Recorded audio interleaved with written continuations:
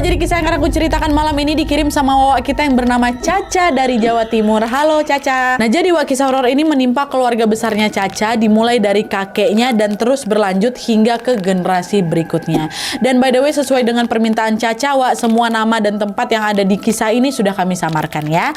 Nah, jadi Wak, Caca dan keluarganya ini tinggal di salah satu desa di kota J yang ada di Jawa Timur. Mereka menghuni sebuah rumah secara beramai-ramai bersama tiga generasi sekaligus. Jadi dalam satu rumah ini ada 3 generasi ya.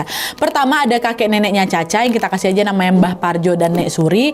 Terus yang kedua ada keluarga budenya Caca namanya Bude Santi. Terus yang ketiga ada keluarga Mama Wiwin atau mamanya Caca bersama dengan keluarganya juga. Nah, rumah yang mereka tempati itu pertama kali dibeli sama Mbah Parjo sekitar tahun 1940-an. Jadi sekarang kita tarik mundur ke kisah di tahun 1940-an ini ya. Ini aku paling suka kali nih kalau dapat kisah dari kakek-kakek awaknya. Kisah zaman dulu tuh horornya lain, Wak. Dan di sini juga untuk memudahkan ceritanya tanpa mengurangi rasa hormat, aku akan menyebut tokoh-tokohnya ini langsung dengan namanya, Wak, ya biar gampang gitu. Jadi ceritanya pada awal tahun 1940-an, Wak, Parjo, kakeknya Caca ini bekerja sebagai seorang tentara di kota S yang ada di Jawa Timur. Sementara Suri, neneknya Caca ini bekerja sebagai seorang bidan di kota yang sama dengan Parjo. Nah, setelah resmi menikah, Wak, Parjo ini tiba-tiba mendapatkan tugas mutasi yang mewajibkan dia pindah dari kota S ke kota J. Parjo pun segera langsung mengajak istrinya untuk pindah juga ke kota J ini. Nah, mendengar ajakan itu, Suri ini pun langsung setuju dan berkata, "Ya udah Mas, aku ikut kamu, aku akan resign dari pekerjaanku," kata Suri.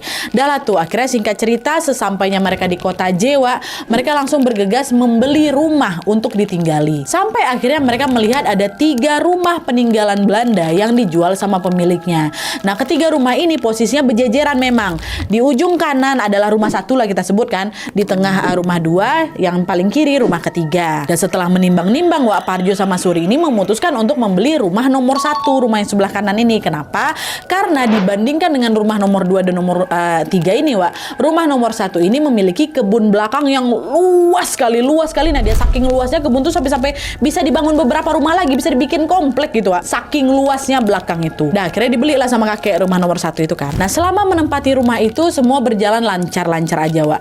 Meski memang tergolong rumah kuno, mereka tidak pernah mengalami gangguan mistis sama sekali. Mereka berdua nih, alih-alih teror mistis, Wak, di rumah itu Suri justru mendapatkan sebuah kabar bahagia karena akhirnya dia hamil dan melahirkan seorang bayi perempuan yang diberi nama Santi. Nah, Santi ini siapa? Tadi lah tuh budenya Caca yang aku sebutkan di awal tadi. Nah, setelah melahirkan Santi, Suri ini pun tiba-tiba kepikiran buat kembali bekerja lagi, Wak. Akhirnya dia bilang lah,